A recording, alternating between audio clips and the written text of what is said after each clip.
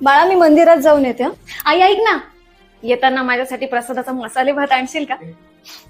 अगं मी सकाळी दर्शनाला गेले ना तेव्हा प्रसादच तयार नव्हता. आता संध्याकाळ झालीये, नैवेद्य पण दाखवून झाला असेल.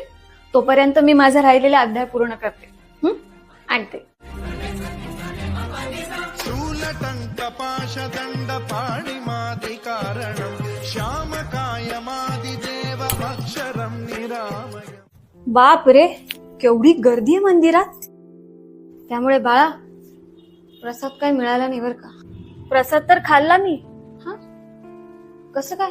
अगं माझी पोथी झाली, मी नैवेद्य दाखवला, तेवढ्यात दार वाजलं. पाहते तर समोर एक दादा उभे.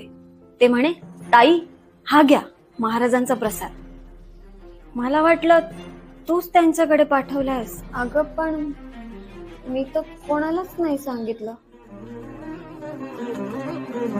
देवराज सेव्यमान पावनाघ्रि पंकजं व्यालयज्ञ सूत्रमिन्दुशेखरं कृपाकरं. देवराज सेव्यमान पावनाघ्रि पंकजं व्यालयज्ञ सूत्रमिन्दुशेखरं कृपाकरं. नारदादि योगी वृन्द वन्दितं दिगम्बरं काशिकापुराधिनाथ काल भैरवं भजे.